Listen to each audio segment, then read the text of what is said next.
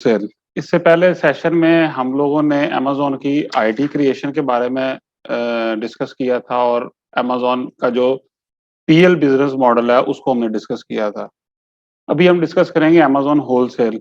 Wholesale का जो model है, ये मॉडल बहुत अट्रैक्टिव है हर उस बंदे के लिए जो ये कहता है कि मेरे पास बहुत ज़्यादा इन्वेस्टमेंट नहीं है अपना बिज़नेस शुरू करने के लिए, अगर कोई एंटरप्रेन्योर बनना चाहता है। इसमें अगर आपने पीएल को थोड़ा-सा समझा हो, ज़ाहिर-सी बात है कि 100% तो समझ किसी को नहीं लग सकती, लेकिन उसकी बेसिक्स तो थोड़ी बहुत समझ आई होंगी कि उसके अंदर हमने अपनी प्रोडक्ट की लिस्टिंग खुद से क्रिएट की थी अमेज़न के ऊपर और फिर हमने बात की थी कि हम पीपीसी चलाएँगे और उसको हम रैंक करेंगे, ताकि हम ज़्यादा से ज़्यादा अपनी सेल वेलोसिटी को इंक्रीज़ कर सकें। जब हम होलसेल के मॉडल की बात करते हैं तो हमने कोई ऐसी नई लिस्टिंग नहीं करनी, हमने कोई न्यू लिस्टिंग क्रिएट नहीं करनी किसी भी सूरत में।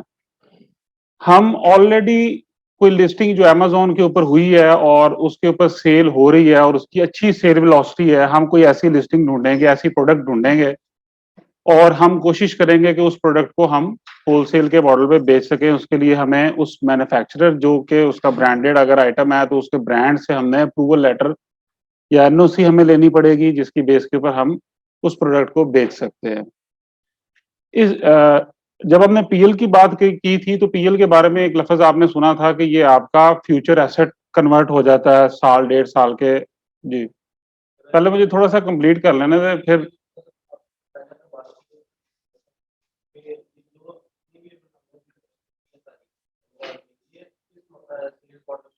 अभी तक हमने जो वर्किंग की है, जो अभी तक सेशन पिछला सेशन जो हुआ वो पीएल से रिलेटेड था।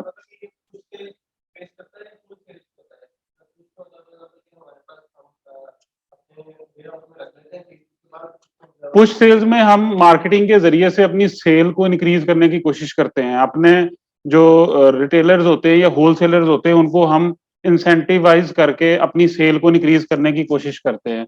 तो जब आप अमेज़न में बात करते हैं, तो इसके अंदर ये दोनों स्ट्रैटेजीज़ एक ही टाइम पे चल रही होती है। जब आप कोई भी प्रोडक्ट नया लॉन्च करते हो, पीएल की अगर मैं थोड़ी-सी आपको यहाँ पे बात कर दूँ, तो स्टार्ट में आप पुश स्ट्रैटेजी के ज़रिए चल रहे होते हो।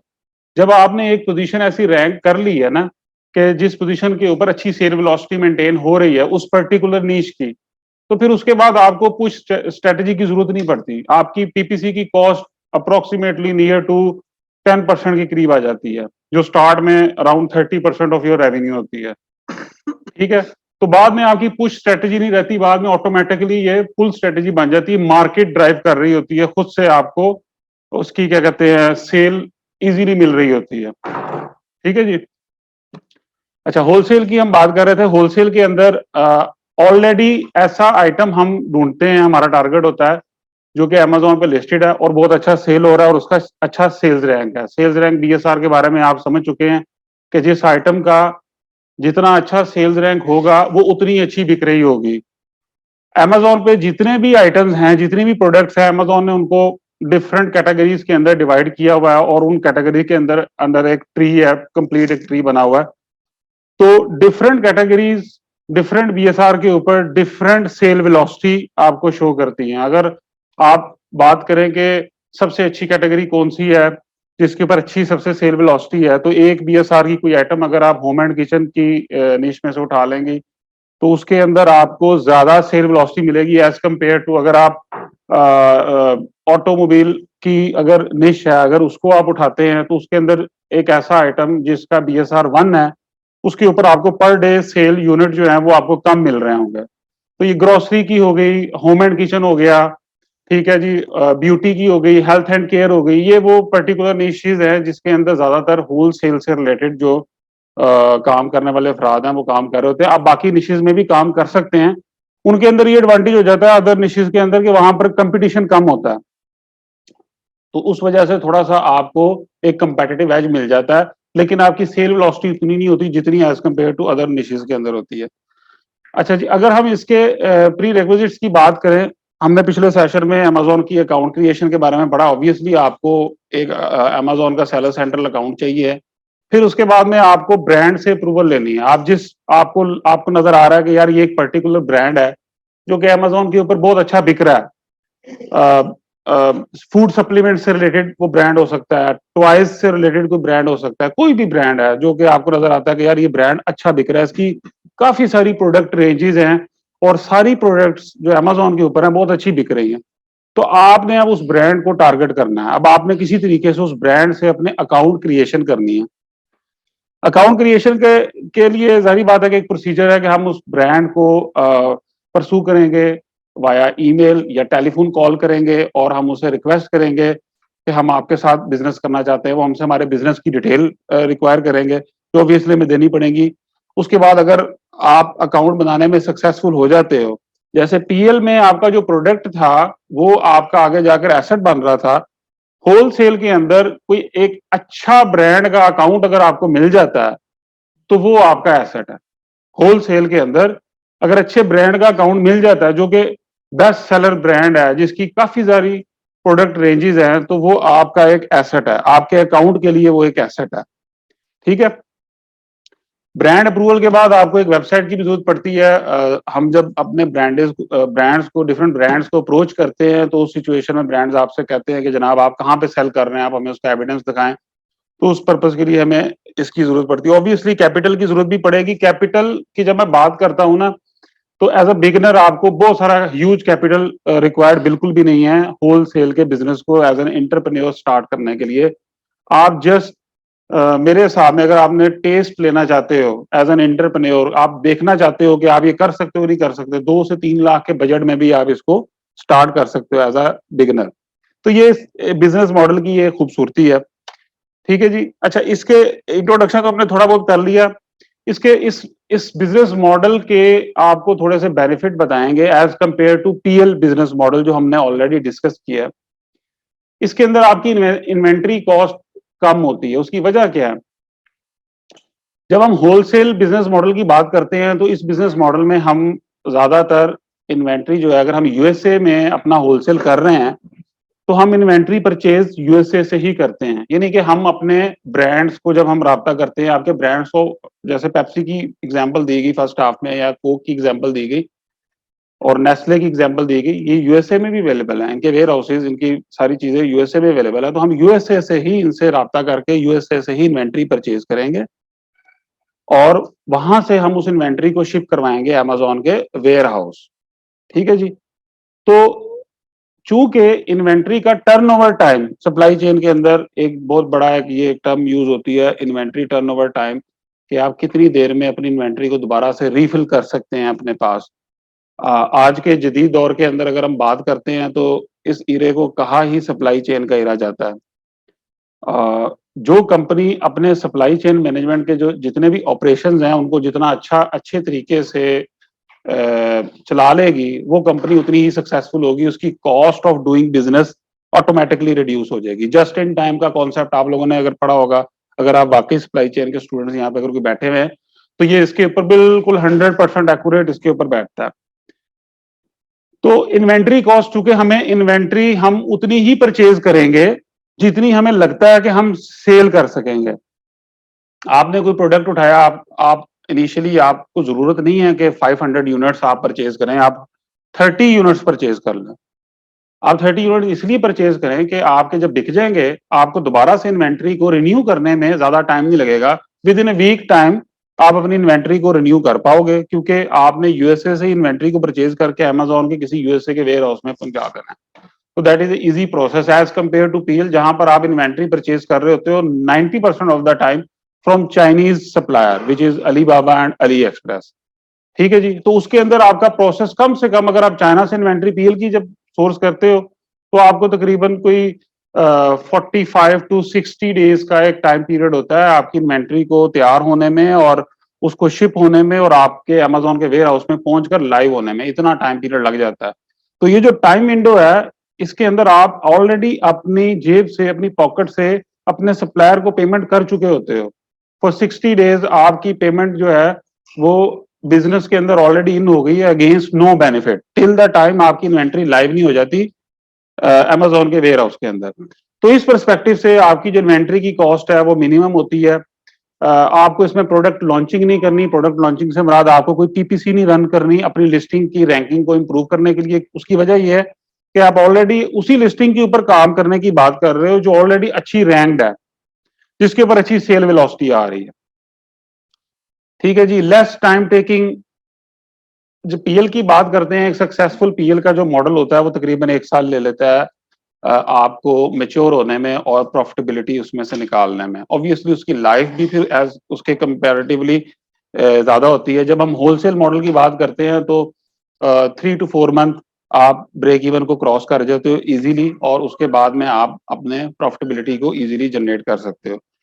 तो ये इसका बेनिफिट है। नो फियर ऑफ लॉस भी इसके अंदर एक बेनिफिट है, इसलिए कि जब आप अपनी प्रोडक्ट रिसर्च करके एक पर्टिकुलर प्रोडक्ट को मार्केट में लेके आओगे, ज्यादा से ज्यादा आपका ये नुकसान होगा कि आपने जो इन्वेंट्री परचेज की थी, वो इन्वेंट्री आपने एस्टिमेट किया था कि within period of 30 days आप उसको सेल आउट कर दोगे। Due to any reason competitor ने सेल प्राइस बहुत ज्यादा डिक्रीज कर दी, आप नहीं डिक्रीज कर रहे, या सेल वेलोसिटी डिक्रीज हो गई, आपकी सेल 30 days की बजाय 60 days में हो जाएगी, लेकिन सेल हो जाएगी। तो इतना ज्यादा कोई लॉस आपको इस मॉडल में होगा नहीं। अगर आप थोड़ा सा भी लॉजिकल अप्रोच के साथ चलोगे तो इसमें लॉस वाली कोई चीज नहीं। अच्छा, इसमें स्टेप्स वैसे ही हैं। पहले हमने हंटिंग करनी है, अपने लिए हमने प्रोडक्ट ढूंढनी है जिस प्रोडक्ट के ऊपर हम काम करना चाहते हैं। फिर उसकी हमने सोर्सिंग तलाश करनी है और लॉन्चिंग पे लेके आना है। और उसके बाद में सबसे जो इम्पोर्टेंट पार्ट है, ऑर्डर एंड इन्वेंट्री मैनेजमेंट। जो बंदा भी होलसेल के अंदर इस लास्ट पार्ट को अच्छे से कर लेगा, उसका होलसेल का मॉडल हमेशा सक्सेसफुल रहेगा। अब इस लास्ट पार्ट को डिस्कस करने के लिए जब मैं बात करता हूं, पहले तो पहला स्टेप जो है हंटिंग का है कि हमने अपने लिए प्रोडक्ट हंट करनी है कि हम किस प्रोडक्ट के ऊपर हम काम करना चाहते हैं, कौन सी प्रोडक्ट हम बेचना चाहते हैं। इसके लिए कोई मैं आपको लेके जाऊंगा amazon.com के ऊपर, जिसके ऊपर हमने पहले जाकर एक हमने ये प्रोडक्ट हमने पीएल के पर्सपेक्टिव से हमने निकाला था। चले मैं इसको चेंज कर लेता हूँ। मैं यहाँ से जाकर अपनी कोई भी कैटेगरी आप अपनी मर्जी से चेंज कर सकते हैं।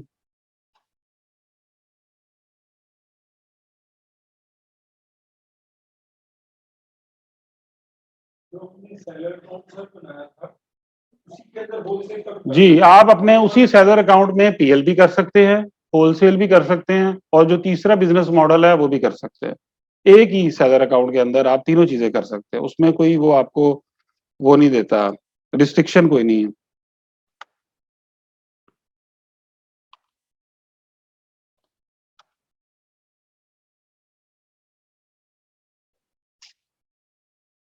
ये मैं आपको प्रोडक्ट हंटिंग बता रहा हूँ मैनुअल मेथड के जरिए, यानी कि आपने amazon.com ओपन किया अपने सामने, और मैंने जिस कैटेगरी के अंदर मैं प्रोडक्ट ढूंढना चाह रहा हूँ या जो मेरा इंटरेस्ट एरिया है, मैंने उसको लिखा और उस कैटेगरी के बाद नीचे उसने उससे रिलेटेड जो है डिफरेंट प्रोडक्ट्स यहाँ पे पेज के ऊपर शो कर दी। अगर आप 1 by 1 स्टार्ट से शुरू करें, जो कीपा की और हीलियम की एक्सटेंशंस आपको बताई गई हैं, ये ऊपर टॉप के ऊपर ये दोनों इनेबल्ड है, इस टाइम हमने इसको एक्टिव किया हुआ है। इन एक्सटेंशंस की मदद से ये नीचे इस प्रोडक्ट से रिलेटेड आपके पास ये जो प्रोडक्ट आ रही है, इससे रिलेटेड ये डाटा आपको शो कर रहा है। इसके अंदर इस लिस्टिंग के ऊपर इस टाइम सिर्फ एक सेलर बैठा हुआ है, ठीक है, इसकी वेरिएशन कोई नहीं है, और ये एफबीए के मॉडल के ऊपर हो रही है, और ये इसकी प्राइस आ रही है। इसी तरह ये दूसरी लिस्टिंग है, इसके अंदर 7 सेलर्स बैठे हुए हैं। इसी तरह ये एक और लिस्टिंग है जिसके अंदर 2 सेलर बैठे हुए हैं। इसके अंदर इसका देखें बीएसआर ऊपर देखें, ये 993 बीएसआर आ रहा है, इसके अंदर 7000 का बीएसआर आ रहा है, ठीक है जी।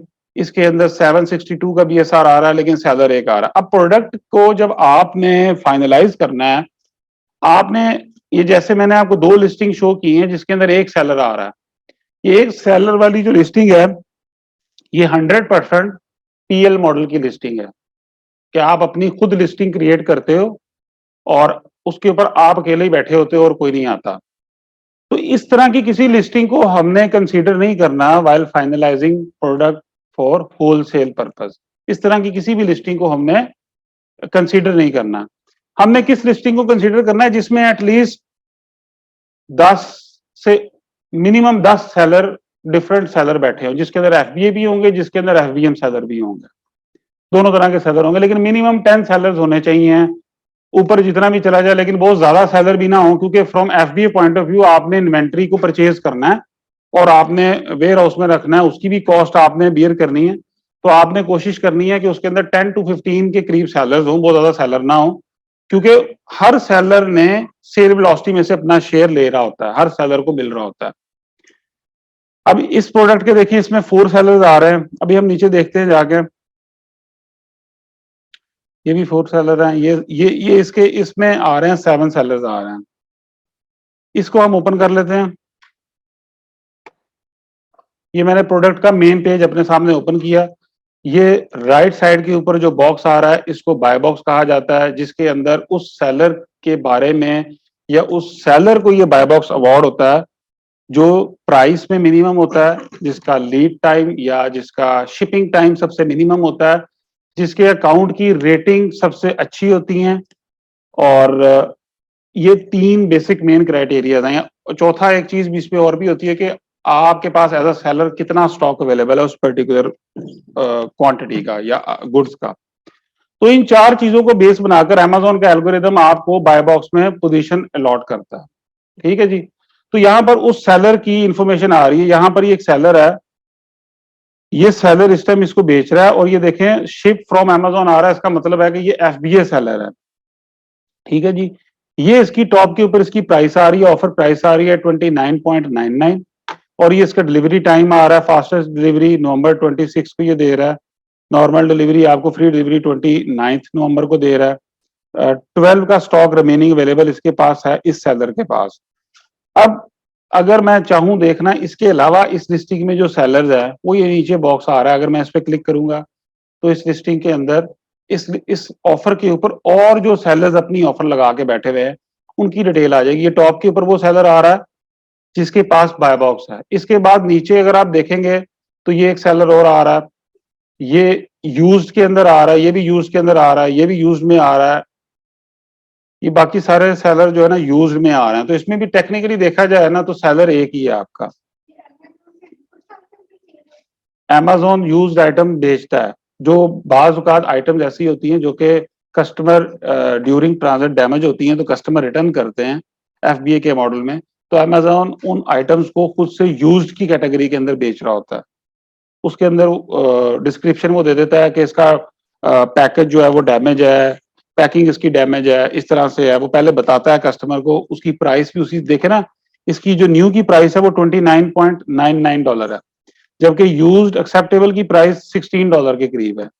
तो तकरीबन 50% का प्राइस का डिफरेंस आ रहा है इसके अंदर। तो अगर कस्टमर लेना चाहे तो वो लेता है और कस्टमर लेते भी हैं, कोई इसमें ऐसी बात नहीं।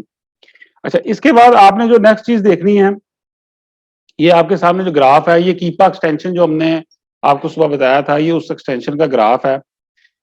ये ग्राफ आपको, इस ग्राफ से आपको मदद मिलेगी अपना प्रोडक्ट से रिलेटेड जो एक्चुअल आपने एनालिसिस करना है ना, वो आपको ये ग्राफ कराएगा। सबसे पहले तो इस ग्राफ में नीचे जो ये एक टैब आ रही है स्टैटिस्टिक्स की, इसके ऊपर आप अगर कर्सर लेके जाएं तो ये बॉक्स आपके सामने अपीयर होता है। इसके अंदर देखिए 3 कॉलम आ रहे हैं, एक न्यू का कॉलम आ रहा है, एक यूज्ड का आ रहा है और एक सेल्स रैंक का आ रहा है। इसमें जो न्यू वाला कॉलम है ये आपकी वो प्राइस है, न्यू आइटम की जो प्राइस है। इसमें लोएस्ट प्राइस आपको बता रहा है करंट प्राइस जिस पे अभी ये ट्रेड हो रहा है, जो हमने ऊपर बाय बॉक्स में देखी भी है, तकरीबन 29.99 सेम यहाँ पे आ रही है। हाईएस्ट ये अभी तक इसी प्राइस पे ये आइटम, ये एसन अभी तक बिका है। अच्छा, फिर नीचे आ रही है एवरेज प्राइस 26.59 और ये एवरेज प्राइस है on the basis of last 90 days, यानी कि आखिरी 90 दिनों में ये आइटम जिस प्राइस पे बिका है उसकी उन्होंने एवरेज प्राइस आपको बताई है। उसके नीचे आ रही है इसकी average price on the basis of last 180 days. ठीक है। तो हमने फ्रॉम द होलसेल प्रोस्पेक्टिव हमने करंट प्राइस कभी भी नहीं लेनी। इसकी बाय बॉक्स के ऊपर अभी जो प्राइस आ रही है, हम ऊपर देख के भी हैं, यहाँ पर भी शो हो रहा है 29.99 आ रही है करंट प्राइस। हम अपनी वर्किंग 29.99 पे नहीं कर सकते क्योंकि ये अभी की प्राइस है। हो सकता है कि कंपेटिटर इस टाइम आउट ऑफ स्टॉक हो तो आपके पास मौका मिले, आपने अपनी प्राइस को इंक्रीज कर दिया ज्यादा प्रॉफिट अर्न करने के लिए। लेकिन कल को जब इसी लिस्टिंग के ऊपर अगर अमेज़न आ गया या दूसरे कंपेटिटर दोबारा जो आउट ऑफ स्टॉक हुए थे वो आ गए, तो आप इस प्राइस पे नहीं बेच सकेंगे। तो आपको अपनी प्राइस को हर हाल में नीचे लाना पड़ेगा। तो हम अपने एनालिसिस के पॉइंट ऑफ व्यू से 23.70 जो प्राइस आ रही है फॉर एवरेज प्राइस, जो कि लास्ट 180 डेज की आ रही है, हम इस प्राइस को कंसीडर करेंगे अपने एनालिसिस के लिए कि ये हमारी सेल प्राइस होगी। अब हमने इस प्राइस को सामने रखते हुए इस प्रोडक्ट की अपने लिए सोर्सिंग ढूंढनी है। ऐसी सोर्सिंग ढूंढनी है कि जिसके जो सोर्सिंग हम परचेज कर सकें, और उसके बाद जो उसकी एफबीए की फीस है और एफबीएम की जो फीस है वो निकालने के बाद आप 10 to 15% के करीब आरओआई या आप रिटर्न उसमें से जनरेट कर सकें। ठीक है जी। अब ये आपका प्राइस का बेंचमार्क आपको यहां पर पता चल गया कि ये बेंचमार्क है, आपने इस बेंचमार्क के मुताबिक इस प्राइस रेंज के अंदर रहते हुए आपने सोर्सिंग ढूंढनी है। अच्छा, इसके अलावा ये जो ऊपर टेबल आ रहा है, इसमें देखें कि ये साइड में राइट कॉलम में डिफरेंट ऑप्शंस आ रही हैं, न्यू की ऑप्शन आ रही है, यूज की ऑप्शन आ रही है। जब मैं न्यू पे लेके जाता हूं तो ये आइटम ज्यादा न्यू में ही सेल हो रहा है। ये ग्राफ आप देख रहे हैं, आपको नजर आ रहा है। यूज पे लेके जा रहा हूं तो यूज में बीच में करके आउट ऑफ स्टॉक था, अब दोबारा इन स्टॉक हुआ है। ये जो लाइन आपको डॉटेड लाइन यहाँ पे, ये जो ब्लैक वाली लाइन नजर आ रही है, ये ब्लैक लाइन रिप्रेजेंट कर रही है यूज की सेल को। ठीक है जी।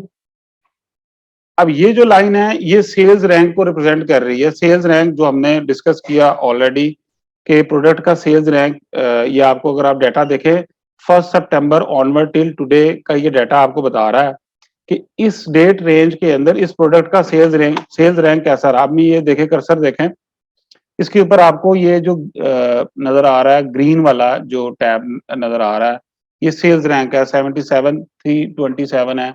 ये जैसे जैसे मैं पीछे लेके जा रहा हूँ ये चेंज हो रहा है। ये आपके सामने देखें, ये इसकी सेल्स वेलोसिटी की जो वेरिएशन आई है ओवर द लास्ट 2 मंथ्स, ये उस वेरिएशन को आपके सामने शो कर रहा है।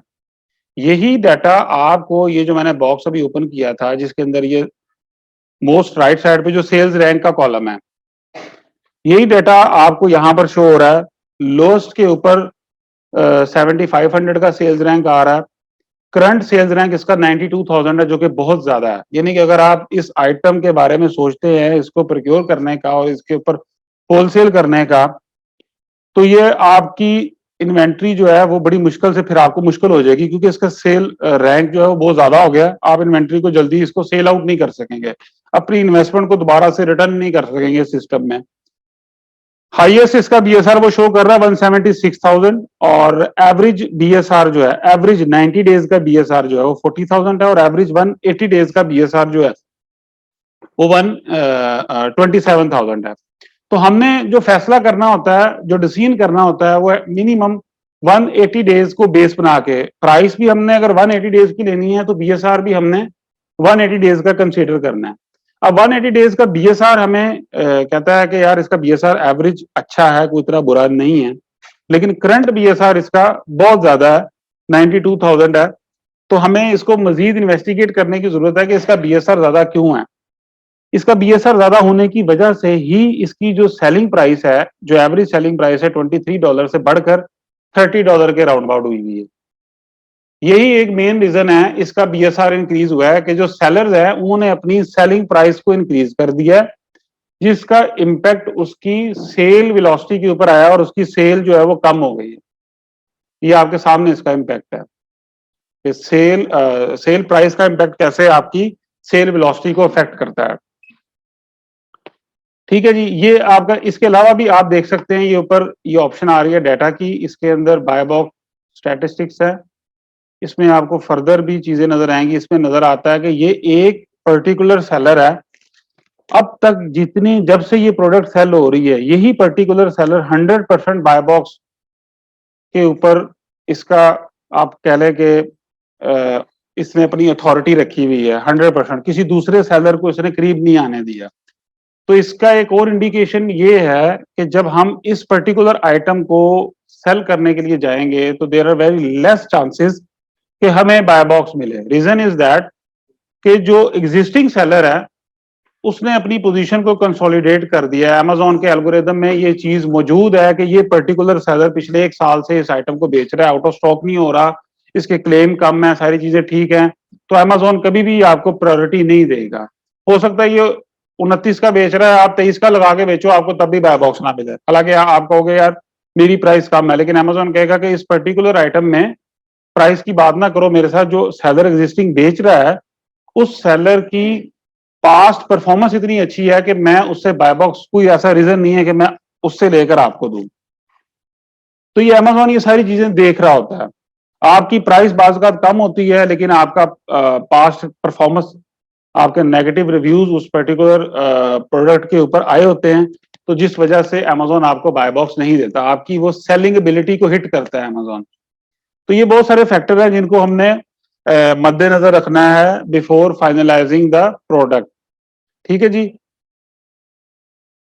अच्छा, अब ये मैंने आपको मैनुअल मेथड बताया किस तरह से आपने हंटिंग करनी है। इसके अलावा आप कीपा की एक्सटेंशन को यूज करके यहाँ से भी आप अपनी प्रोडक्ट की लिस्ट को निकाल सकते हैं। मैं आपको थोड़ा सा करके दिखा देता हूँ।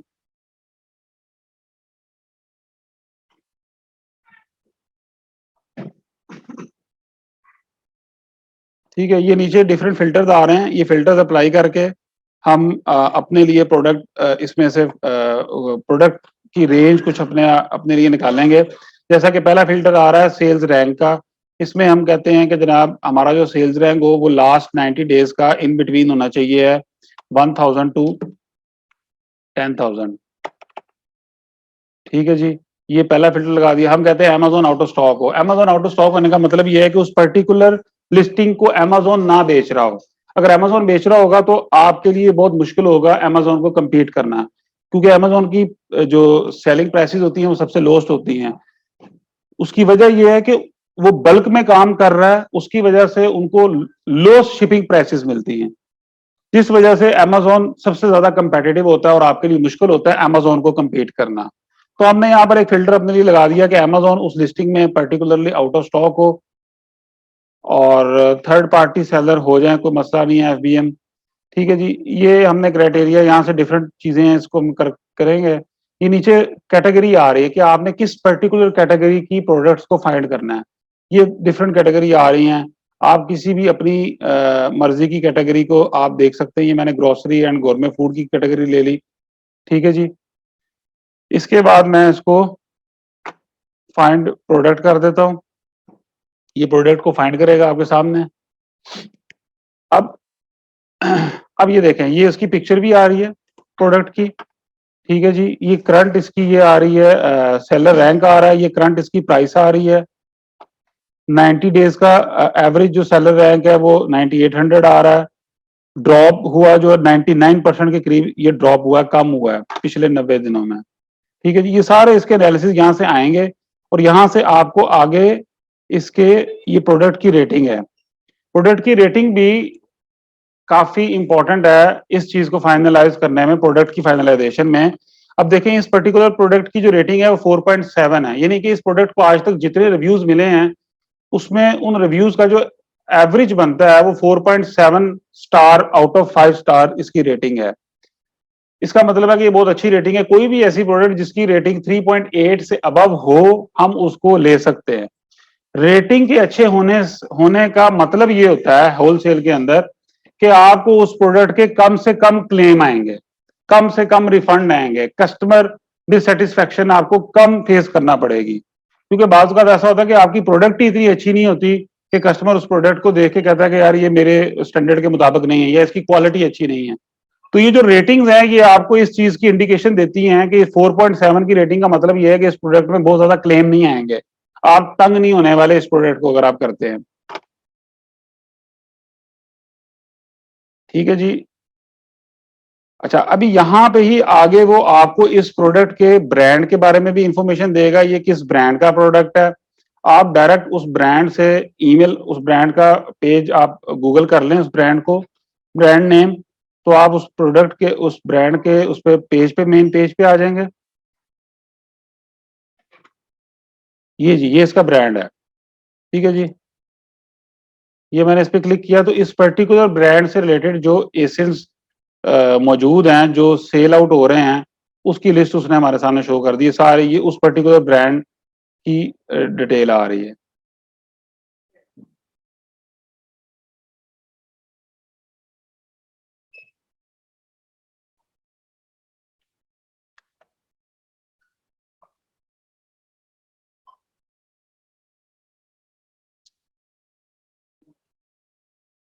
नहीं है? हैं?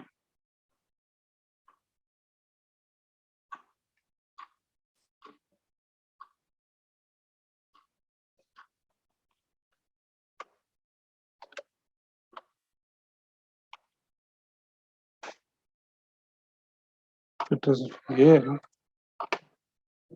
ये जनाब, ये मैंने इसके ब्रांड का मेन पेज ओपन कर लिया। यहाँ पर ये कॉन्टैक्ट अस की ऑप्शन आ रही है आपके सामने।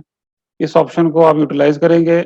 ये आपने अपना यहाँ पर नाम लिखना है, ईमेल आईडी लिखना है, स्ट्रीट एड्रेस जो भी आपका है आपने वो लिखना है, सिटी, ये सारी इंफॉर्मेशन देंगे और यहाँ से आपने अपनी जो फाइल आपसे मांग रहा है, आपसे आपकी जो कंपनी होगी, जिस कंपनी के बिहाफ पे आपने अपना सेलर सेंट्रल सेटअप किया होगा या आप एलएलसी के बिहाफ के ऊपर जिसके ऊपर आप अप्लाई कर रहे होंगे, उसके वो आपसे डॉक्यूमेंट मांग रहा है। वो डॉक्यूमेंट आप यहाँ पे सबमिट करेंगे तो ये आपकी तरफ से एक एप्लीकेशन सबमिट हो जाएगी इस ब्रांड को।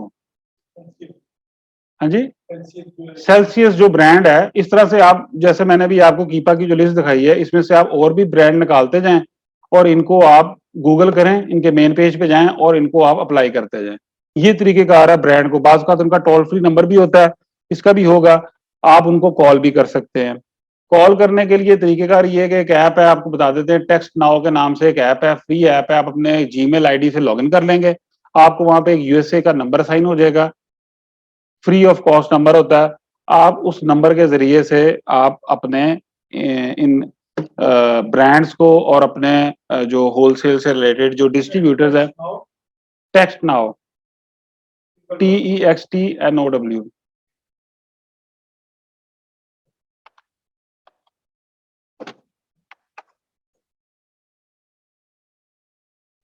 ये है जी, मैंने आपके सामने ओपन किया है इसका वेब पेज। ये लॉगिन की यहाँ से ऑप्शन है, यहाँ से अगर आप अपना जाके जो भी अपना ईमेल आईडी है, ये फ्री है, अपने ईमेल के अगेंस्ट पे आप इसको फ्री साइन अप कर सकते हैं, इसमें कोई इशू नहीं है। ठीक है जी, तो ये तरीकेकार है ब्रांड्स को अप्रोच करने का। अच्छा, ब्रांड्स के अलावा आपने अगर कोई प्रोडक्ट देखनी है या लेनी है, अगर ब्रांड आपको अप्रूव नहीं करता या ब्रांड आपको अकाउंट नहीं देता और आपको नजर आता है कि यार ये आइटम जो है ये हॉट सेलिंग आइटम है और इसके अंदर अच्छी प्रॉफिटेबिलिटी है, तो मुझे ये करना चाहिए, तो दूसरा ऑप्शन क्या है? दूसरा ऑप्शन ये कि आप उस ब्रांड के किसी डिस्ट्रीब्यूटर को परसू करोगे, उस ब्रांड के डिस्ट्रीब्यूटर को परसू करोगे और उसके साथ आप अपना अकाउंट क्रिएट करोगे और उससे आप उस आइटम को परचेज करोगे। मैं आपको हमेशा ये सजेस्ट करूंगा कि आप ब्रांड वाले मेथड पे जाएं, जो कि मेथड है ना आपका डिस्ट्रीब्यूटर वाला मेथड, वो इजी मेथड है। डिस्ट्रीब्यूटर के पास अकाउंट आपका बड़ी जल्दी बन जाएगा, उसमें कोई मुश्किल नहीं होगी। डिस्ट्रीब्यूटर के पास अकाउंट बन जाएगा, वो अपनी उन्होंने फीस लेनी होती है, चार्जेस, सब्सक्रिप्शन चार्जेस होते हैं, उन्होंने आपसे पे करने हैं और आपका अकाउंट बन जाएगा। ब्रांड के पास मसला, डिस्ट्रीब्यूटर के पास मसला ये आता है कि डिस्ट्रीब्यूटर के पास जो आइटम मौजूद होते हैं उनमें से 90% के करीब, जो हमारा एक्सपीरियंस है, वो item already out of stock होते हैं। वो कभी भी उनके पास इन स्टॉक नहीं होते। वो उन्हें, आप समझ लें कि धोखा देने के लिए अपनी एक वो कैटलॉग मेंटेन की होती है कि जनाब ये हम भेज, हमारे पास ये चीजें अवेलेबल है। और जो आइटम अगर इन स्टॉक हो भी, जब हम एक दफा इन्वेंट्री परचेज कर ली, जब सेकंड टाइम आते हैं इन्वेंट्री परचेज करने के लिए, वो तब आउट ऑफ स्टॉक उसके पास होता है। तो इस तरह के इश्यूज आते हैं डिस्ट्रीब्यूटर के साथ काम करने में। डिस्ट्रीब्यूटर पे ऑब्वियसली आपकी सेल प्राइस भी, आपकी जो सोर्सिंग कॉस्ट होगी वो भी इफेक्ट होगी, वो सोर्सिंग कॉस्ट ज्यादा होगी एज कम्पेयर टू अगर आप डायरेक्ट ब्रांड को एक्सेस करें। ब्रांड को, ब्रांड से अकाउंट लेना मुश्किल काम है, जैसा कि मैंने आपको बताया कि अगर आपके पास ब्रांड का अकाउंट आ जाता है तो दैट इज योर एसेट। आपके अकाउंट के लिए पास वो बहुत बड़ा एक एसेट है, आप उसको यूटिलाइज करें, उसकी डिफरेंट वेरिएशंस को आप सेल आउट करना शुरू करें। और अगर आप, ये बिल्कुल ऐसा ही है कि आपको बहुत ज़्यादा मेहनत करनी पड़ेगी, आपको हंड्रेड्स के करीब, थाउजेंड्स के करीब ब्रांड्स को आप अप्रोच करेंगे, तो उसमें से हो सकता है कि 2 से 3 ब्रांड आप सक्सेसफुली अपना अकाउंट बनाने में कामयाब हो जाएँ, तो वही कामयाबी है। अगर एक अच्छा ब्रांड आपको मिल जाए, होलसेल के अंदर एक अच्छा ब्रांड, तो ज़िंदगी सुकून में आ जाएगी, फिर मसला नहीं होने वाला, क्योंकि ब्रांड के पास आइटम आउट ऑफ स्टॉक नहीं होगा। ब्रांड के साथ जब आप लॉन्ग टर्म चलेंगे तो वो आपको रीजनेबल प्राइसेस के ऊपर बल्क परचेजेज आप कर रहे होगे, 500 यूनिट्स या 1000 यूनिट्स में परचेजिंग कर रहे होगे, तो आपको अच्छे डिस्काउंटेड रेट्स ऑफर हो रहे होंगे। फिर ब्रांड आपको अथॉरिटी लेटर देता है, ब्रांड आपको एनओसी देता है, जो कि एनओसी अमेज़न आपसे मांगता है कि जनाब आप किसके इजाज़त से इस चीज़ को बेच रहे हैं, तो हम वो इजाज़तनामा उन्हें दिखा सकते हैं कि ये हमारे पास ब्रांड अप्रूवल मौजूद है, अब हमें तंग नहीं करो, हमें बेचने दो। तो ये क्राइटेरिया है फॉर होलसेल पर्पस। अभी अगर आपके ज़हन में कोई क्वेश्चन हो तो आप पूछ सकते हैं। जो आगे स्लाइड्स थी मैंने आपको सारी एक्सप्लेन कर दी हैं, बाय बॉक्स मैंने आपको बता दिया है। जी, जब वो अपनी प्रमोशन लगाएगा उसमें आप सेल का उसमें आप परचेज का बाद में सेल कर मैं समझा नहीं आपका सवाल। जी, डिस्ट्रीब्यूटर पे, ठीक है। अब उससे जब वो लो प्राइस पे बल्क सेल कर रहा तो हम उसको खरीद के अमेज़न के वेयर हाउस में रखते हैं। बिल्कुल ऐसे ही, हाई प्राइस पे बिल्कुल ऐसे ही। हमने अपनी जो प्रोडक्ट रिसर्च करनी होती है उस टाइम पे हमने इसी चीज को देखना होता है कि यार मेरा डिस्ट्रीब्यूटर मुझे ये आइटम अगर $2 का दे रहा है और ये अमेजोन के ऊपर $10 की बिक रही है, उसकी अमेजोन की फीसिस निकालने के बाद मुझे एटलीस्ट उसमें से 15% के करीब तो रिटर्न बचे, मेरा ये टारगेट है। तो मैंने अपने इस टारगेट को सामने रखते हुए ही सोर्सिंग कमिट करनी है, यानी कि मैंने अपनी सोर्स कॉस्ट को उसके मुताबिक एडजस्ट करना है कि यार मेरा 15% के करीब तो मार्जिन निकले, मैंने इतनी एक्टिविटी करनी है, इतनी मेहनत करनी है, अपनी इन्वेस्टमेंट करनी है इन्वेंट्री के अंदर, तो एटलीस्ट 15% के करीब तो मुझे रिटर्न मिले इसके अंदर। तो ये तरीकेकार है। और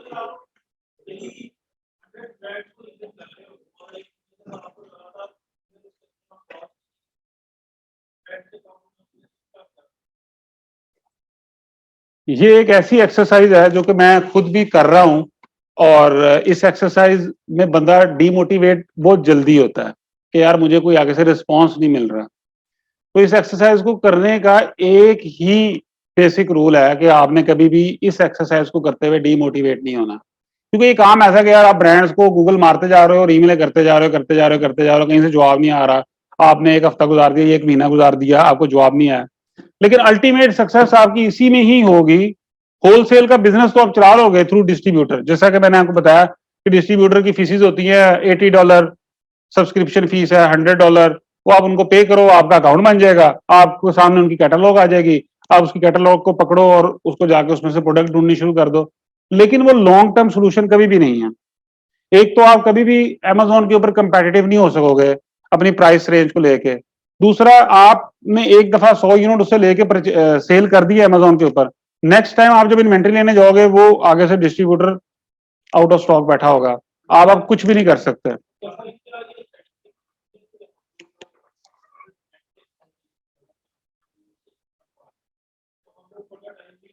फॉर द टाइम बीइंग आप अपने बिजनेस को, जी, ब्रांड ऑलरेडी, बिल्कुल ये स्ट्रेटेजी हम लोग करते हैं अपने होलसेल के मॉडल के अंदर। अपने ब्रांड को अप्रोच करने के लिए ये एक स्ट्रेटेजी है कि हम उसको ये दिखाते हैं कि हम ऑलरेडी आपका आइटम बेच रहे हैं, वी आर इंटरेस्टेड कि हम फ्यूचर में मजीद हाई वॉल्यूम्स के ऊपर जाएं आपके साथ, तो आप अपना अकाउंट हमें दें। तो ये एक टेक्निक है for getting approval from brands. और किसी का कोई क्वेश्चन?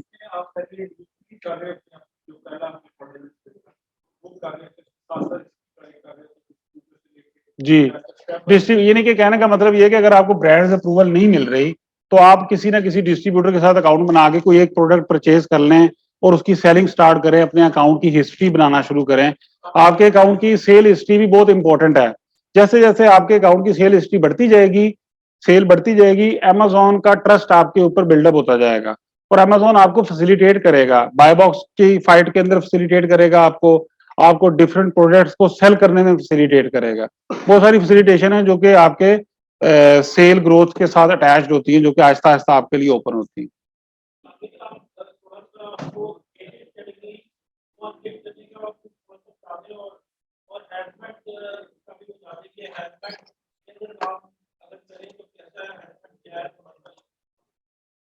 हैजमेट जो कैटेगरी है, जो आइटम है हैजमेट से रिलेटेड, ये वो आइटम है बेसिकली जो कि आप समझ लें कि ऑटोमोबाइल से रिलेटेड जो कैटेगरी है, या डिफरेंट केमिकल्स जो होते हैं, पेस्टिसाइड्स जो होते हैं, ये जो पर्टिकुलर आइटम है ये हैजमेट की कैटेगरी के अंदर आते हैं। हैजमेट के कैटेगरी में अगर आपने काम करना है, या ऑटोमोबाइल की भी कैटेगरी है, इन कैटेगरीज में जो अट्रैक्शन है वो ये है कि इसके अंदर कंपटीशन आपको कम मिलता है। कंपटीशन कम मिलने की वजह क्या है? इन कैटेगरीज में बेचने के लिए आपको डिफरेंट अप्रूवल्स रिक्वायर्ड होती हैं, डिफरेंट आपको सर्टिफिकेशंस आपको रिक्वायर्ड होती हैं। उसके बगैर अमेजोन आपके लिए वो कैटेगरी अनगेट नहीं करता। आप उन प्रोडक्ट्स को जाकर अपने सेलर सेंटर पे लिस्ट नहीं कर सकते। तो वो जो क्राइटेरिया है वो काफी डिटेल्ड क्राइटेरिया है, टेक्निकल चीजें उसके अंदर आती हैं। आपको जैसे कि कोई भी कंपनी सोचती है कि हमने अपने आप को ISO सर्टिफाइड करना है, तो उसका पूरा लेआउट डिजाइन होता है, कंपनी रीस्ट्रक्चर होती है, उसके बाद जाकर वो सारी चीजें होती हैं, कंप्लायंस पॉलिसीज बनती हैं। तो इसी तरह से इसकी भी पॉलिसीज है जिसको आपको मीट करना पड़ता है।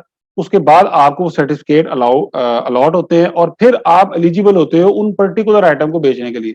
अगर आज के दौर में ये टेक्निक बहुत ज्यादा इस्तेमाल हो रही है कि लोग इस चीज को कोशिश करते हैं कि हम एक दफा मुश्किल काम कर लें, अपने लिए कैटेगरी इस तरह की अनगेट कराएं जिसके अंदर बहुत ज्यादा सेलर मौजूद ना हो, जिसके अंदर कंपटीशन कम से कम हो।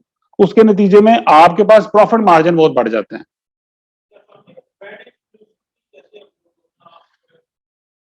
अच्छा, इसके लिए अगर एक ब्रांड के साथ आप अकाउंट बनवाने में कामयाब हो गए हैं, वो अच्छा ब्रांड है और उसकी अच्छी सेल वेलोसिटी, उसके सारे आइटम्स अमेज़न के ऊपर अच्छे सेल हो रहे हैं, तो आपका भी एक रिलेशन बिल्ड होगा ब्रांड के साथ वक्त के साथ-साथ। ब्रांड का भी आपके ऊपर एक ट्रस्ट होगा कि यार ये बंदा जो है मेरे महीने के 5,000 यूनिट सेल कर रहा है, तो ये छोटा सेलर नहीं है।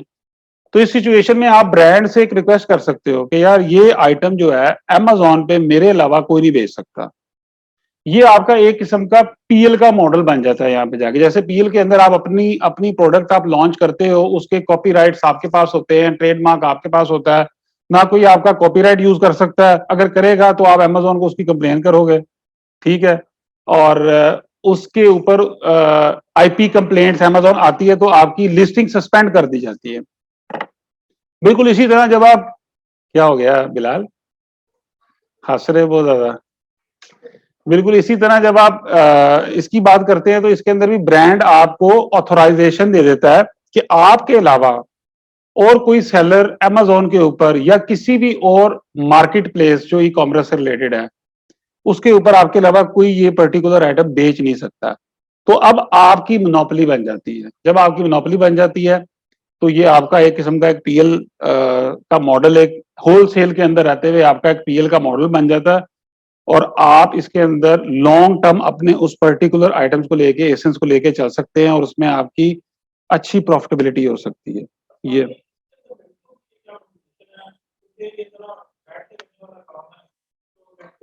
मैं तो ये समझता हूँ कि ये जो ई कॉमर्स का बिजनेस है, इस बिजनेस ने हमारी खवातीन को सबसे ज्यादा अपॉर्चुनिटीज क्रिएट की हैं कि ये एक ऐसा बिजनेस मॉडल है या एक ऐसा लर्निंग मॉडल है कि ये आप घर बैठकर अपने आपको घर से भी निकलने की जरूरत नहीं है। सीखना भी चाहें तो आप घर बैठ के सीख सकते हैं। ऑनलाइन सारे प्लेटफॉर्म्स अवेलेबल हैं। काम करने की बारी आए तो वो भी आपको घर से निकलने की जरूरत नहीं है, आप घर बैठ के कर सकते हैं। तो ये बहुत अच्छी एक अपॉर्चुनिटीज है आज के दौर में, आज के इस दौर में खवातीन के लिए कि वो अपने आप को मुआशी सर्कल के अंदर इन करें, अपने आप को इनेबल करें, ट्रेनिंग्स लें और इस काम को और मेरा जो मुशाहिदा है या जो तजर्बा है अभी तक का, मैंने सुना है काफ़ी सारी खवातीन अभी इसमें इन हो चुकी हैं और बड़ी एक्टिव हैं और एज़ अ वीए वो अपनी सर्विसेज़ दे रही हैं। हर कोई जो भी नाम सुनता है, जैसा कि हमने कॉन्फ्रेंस रूम में भी फीडबैक जब चल रहा था तो उस टाइम पे भी ये बात हुई कि बहुत सारे कैंडिडेट्स ऐसे थे जो कि इन्वेस्टमेंट की वजह से भाग गए। हम आपको ये कह रहे हैं कि आपने अगर ये काम करना है, आपको ज़ीरो इन्वेस्टमेंट रिक्वायर्ड है। आप इसको सीख लो, इस स्किल को सीख लो, सीखने के बाद आप अपनी सर्विसेज़ दूसरों को देनी शुरू करो। जब आप दूसरों को सर्विसेज़ दे रहे होगे तो आपकी जेब से तो कुछ नहीं जा रहा। आप अपनी सर्विसेज़ दे रहे हो, जिसके बदले में आपको हैंडसम अर्निंग घर बैठ के हो रही है। ये नहीं कि कोई जैसे कि आपके पास इन्वेस्टमेंट नहीं है, ठीक है? ऐसे ही कोई ऐसा बंदा भी होगा जिसके पास इन्वेस्टमेंट होगी, अकाउंट भी होगा लेकिन स्किल नहीं होगी और टाइम नहीं होगा कि वो ये काम कर सके। लेकिन वो चाहता होगा कि यार मेरा साइड पे ये बिज़नेस स्टार्ट हो और मेरा अमेज़न का अकाउंट सेटअप हो। तो इस तरह के लोग आपस में मिलते हैं, डिफरेंट फोरम्स बने हुए हैं, फेसबुक के पेजेस बने हुए हैं, उसके ऊपर पोस्टें आती हैं। कोई कहता है कि जनाब मुझे वर्चुअल असिस्टेंट चाहिए है, कोई वर्चुअल असिस्टेंट आके पोस्ट दे रहा होता है कि जनाब मैं मेरी सर्विसेज हाजिर है, आप अगर मुझे कोई अकाउंट देना चाहें तो मैं आपके अकाउंट को मेंटेन करने के लिए तैयार हूँ। तो ये सर्विसेज बेचने वाला सर्विसेज बेच रहा होता है और जिसके पास इन्वेस्टमेंट है, अकाउंट है, वो सर्विसेज परचेज करता है और अपना काम करवा लेता है। ये तरीकेकार है।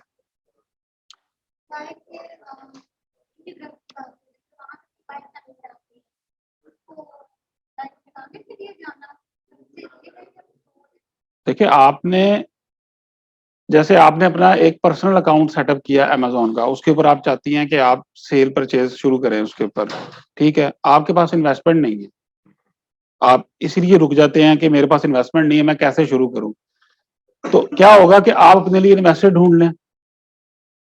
आप उसको अपना बिज़नेस प्लान पिच करें कि ये मेरा मॉडल है, मेरे पास ये स्किल है, मैं आपका होलसेल का बिज़नेस स्टार्ट करूँगी और इतने महीने में आपको मैं इतना प्रॉफ़िट जनरेट करके देना शुरू करूँगी। ये मेरा बिज़नेस प्लान है और आप अगर उसको सैटिस्फाइड करने में कामयाब हो जाती हैं, तो ऑब्वियसली आपको आप आपका वो क्लाइंट होगा, आप उसको सर्विसेज़ देंगे। ये तरीक़ेकार होगा। ये स्किल आपको पहले सीखनी पड़ेगी इस स्टेज पे पहुँचने के लिए। किसी के पास